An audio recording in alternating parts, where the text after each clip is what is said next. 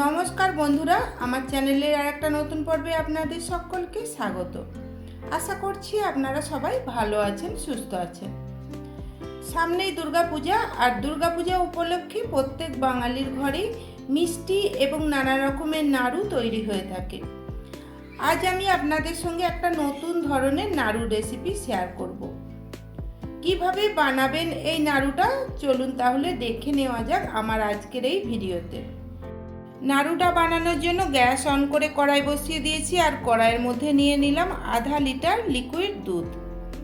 আমি এখানে normal tone milk নিয়েছি, আপনারা চাইলে ফুল ক্রিম কিংবা ফুল ফ্যাট দুধও নিতে পারেন।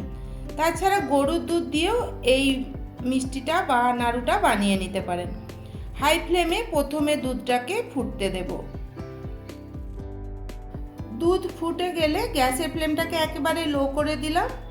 তারপরে লো ফ্লেমে এই দুধটাকে জাল করে ঘন করে নিতে হবে, যতক্ষণে না দুধটা অর্ধেক হয়ে যাচ্ছে। এই সময় আমি দুধ থেকে অল্প একটু দুধ একটা ছোট বাটিতে তুলে নিলাম। তারপরেই দিয়ে দিলাম হাফ চামচ গাওয়া ঘি। গাওয়া ঘি দিলে দুধটা কড়াইয়ের গায়ে লাগবে না, আর গাওয়া ঘি দেওয়ার ফলে নাড়ুটা কিন্তু ভীষণই টেস্টি হবে। তবে আপনারা যদি গাওয়া ঘি না দিতে চান, এটাকে স্কিপ করতে পারেন, কোনো অসুবিধা নেই। ঘি ছাড়াও নাড়ুটা খেতে ততটাই ভালো হয়, তবে থাকলে কিন্তু দেওয়ার চেষ্টা অবশ্যই করবেন। এদিকে যে ছোট বাটিতে দুধটা আমি তুলে রেখেছিলাম, তার মধ্যে দিয়ে দিলাম সামান্য একটু কেশর। একটা চামচ দিয়ে কেশরটাকে ভালো করে দুধের সাথে মিশিয়ে নিলাম। এরপরে আমি একটা নারকেলকে কুড়ে নেব। এখানে একটা মিডিয়াম সাইজের নারকেল নিয়েছি। আপনারা যদি বেশি নাড়ু বানাতে চান, তাহলে নারকেল আর দুধের পরিমাণটা বাড়িয়ে দেবেন। অপরদিকে দুধটাও দেখুন ফুটে ঘন হয়ে একেবারে অর্ধেক হয়ে গেছে। এই সময় আমি দুধের মধ্যে দিয়ে দেব হাফ কাপ চিনি, আর দিয়ে দিলাম কুড়ে রাখা নারকেলটা। তারপরে গ্যাসের ফ্লেমটাকে মিডিয়ামে রেখে কন্টিনিউ নাড়াচাড়া করে এই নারকেল আর দুধটাকে একেবারে শুকনো শুকনো করে নিতে হবে। তবে নাড়াচাড়া কিন্তু বন্ধ করলে চলবে না, তাহলে দুধটা কড়াইয়ের নিচে লেগে পুড়ে যাবে। আর যদি পুড়ে যায় তাহলে এই নাড়ুর কালার একেবারে চেঞ্জ হয়ে যাবে, আর নাড়ুটাও ভালো লাগবে না খেতে।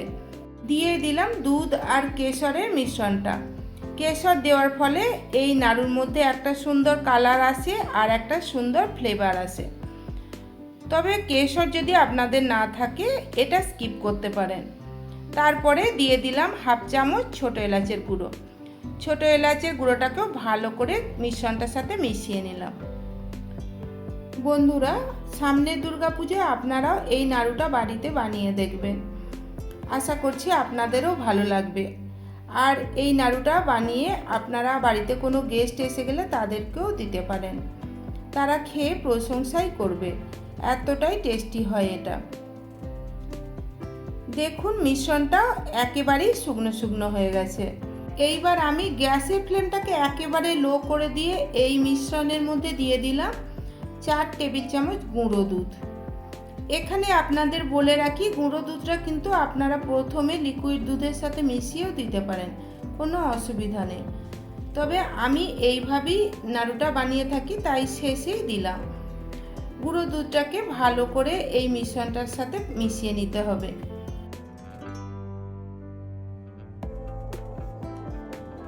লো ফ্লেমে আরও 3 থেকে 4 মিনিট এটাকে রান্না করে নেওয়ার পর এটা দেখুন একেবারেই শুকনো শুকনো হয়ে গেছে। আমি একটা প্লেটে সামান্য মিশ্রণ তুলে নিয়ে একটু ঠান্ডা করে দেখে নেব নাড়ুটা ঠিকঠাক পাকানো যাচ্ছে কিনা। আপনারাও এইভাবে একটু চেক করে নেবেন। দেখুন নাড়ুটা ঠিকঠাক কিন্তু পাকানো যাচ্ছে, অর্থাৎ মিশ্রণটা আমার রেডি হয়ে গেছে। আমি গ্যাসটাকে অফ করে দিলাম। তারপরে এই মিশ্রণটাকে আমি একটা আলাদা প্লেটে নামিয়ে নেব।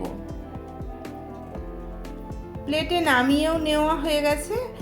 এইবার মিশ্রণটাকে আমি সামান্য ঠান্ডা করে নেব, তবে একেবারে ঠান্ডা করে নেওয়ার প্রয়োজন নেই, হালকা গরম অবস্থায় নাড়ুগুলোকে পাকিয়ে নিতে হবে।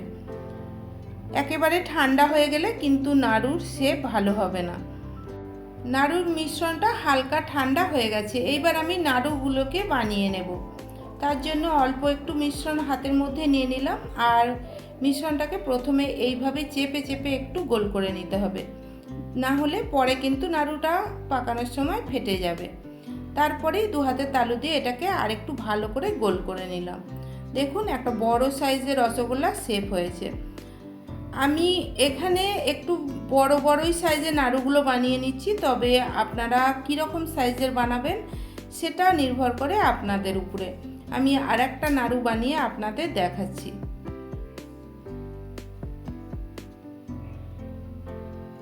আর নাড়ুগুলো কতটা সুন্দর দেখতে হয়েছে দেখুন। সব কটা নাড়ুকে বানিয়ে নেওয়া হয়ে গেছে। এইবার এই নাড়ুগুলোকে আরেকটু সুন্দর বানানোর জন্য দিয়ে দিলাম একটা করে কেশর, আর দিলাম ছোট এক টুকরো করে পেস্তা। তাহলে বন্ধুরা, কেমন লাগলো আমার আজকের এই নাড়ুর রেসিপি? যদি ভালো লাগে বাড়িতে অবশ্যই বানিয়ে দেখবেন। বাড়িতে বানিয়ে থাকলে কমেন্টে আমাকে জানাবেন কেমন হয়েছিল। রেসিপি ভালো লাগলে লাইক করে বন্ধুবান্ধব আত্মীয় পরিজনদের মধ্যে শেয়ার করে দেবেন। আর আমার চ্যানেলটা প্লিজ সাবস্ক্রাইব করে দিয়ে পাশে থাকা বেল নোটিফিকেশান অল করে রাখবেন। সবাই ভালো থাকবেন, সুস্থ থাকবেন। ধন্যবাদ।